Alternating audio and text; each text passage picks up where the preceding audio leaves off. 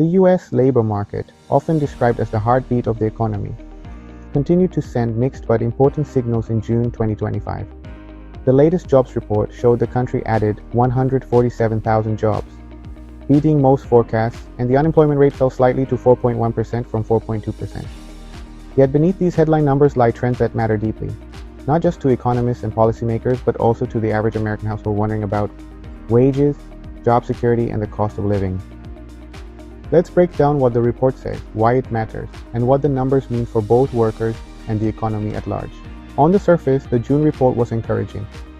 Job growth exceeded expectations, and unemployment fell rather than rising. This suggests the US economy remains resilient, even as it confronts higher interest rates, global uncertainty, and cooling demand. However, digging deeper, we see that much of the job growth came from government hiring, particularly in education and local services, while private sector hiring was just 74,000 jobs, the weakest since late 2024. This divergence tells us that the engines of economic growth, businesses creating jobs, are starting to slow down. Sectors like manufacturing and tech remain cautious, with fewer openings and more layoffs compared to the peak pandemic recovery years. The unemployment rate fell because more people left the labor force or stopped actively looking for work, and wage growth moderated to just 0.2% month over month, suggesting that the red-hot competition for workers seen in 2022 and 2023 has cooled off. So, what does all of this actually mean for the average American?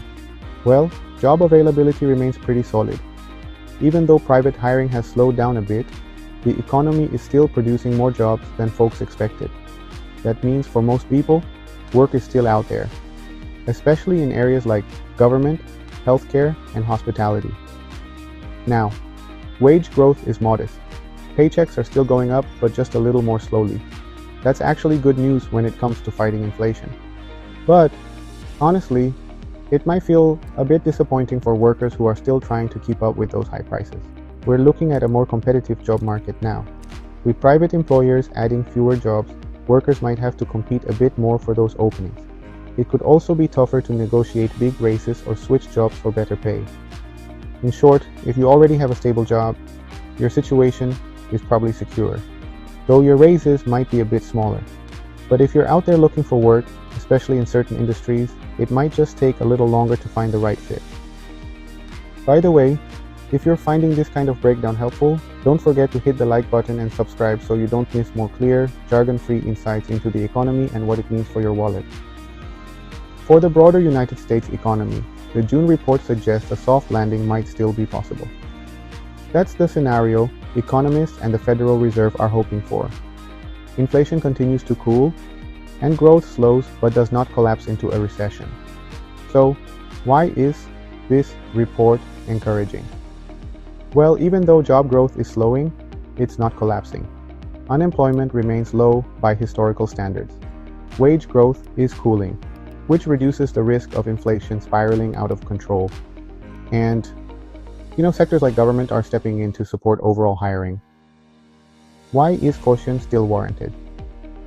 Because private sector weakness shows that higher interest rates and tighter financial conditions are taking a toll. If businesses keep pulling back, layoffs could increase later this year, and the economy could slip closer to a recession. The Federal Reserve will be watching this report closely. Slower wage growth and weaker private hiring support the case for cutting interest rates later this year, likely in September, to keep the economy from stalling. But the stronger than expected headline jobs number might make them hesitate. For consumers, that means borrowing costs on credit cards, mortgages, and car loans might stay high a bit longer before easing. Inflation has cooled compared to 2 years ago, but it still remains above the Fed's 2% target. For the average American family, the June jobs report really brings kind of a mixed message. Jobs are still being created, which means, job security for most people remains intact. But raises are smaller and competition for the best jobs is definitely heating up. Inflation is slowly improving, but prices are still elevated and, borrowing remains expensive. For the economy overall, these numbers suggest that the United States is moving into a slower but stable phase of growth, rather than, say, a sharp downturn. Policymakers will need to carefully balance the risk of cooling the economy too much against the need to finish the fight against inflation. The June 2025 jobs report shows an economy that is slowing, but not stalling. For the typical American, it means job prospects are still good, though wage gains and opportunities to jump jobs may be more limited. For the United States economy as a whole, it's really a sign of resilience in the face of challenges, with risks of recession still looming but not inevitable. In the months ahead, keep an eye out for changes in private sector hiring and the Fed's next move on interest rates. Both will shape how long this delicate balance can last. And, hey, if you want to stay informed on what these trends mean for you, your family, and your future, go ahead and like this post and subscribe to get the next update delivered right to you.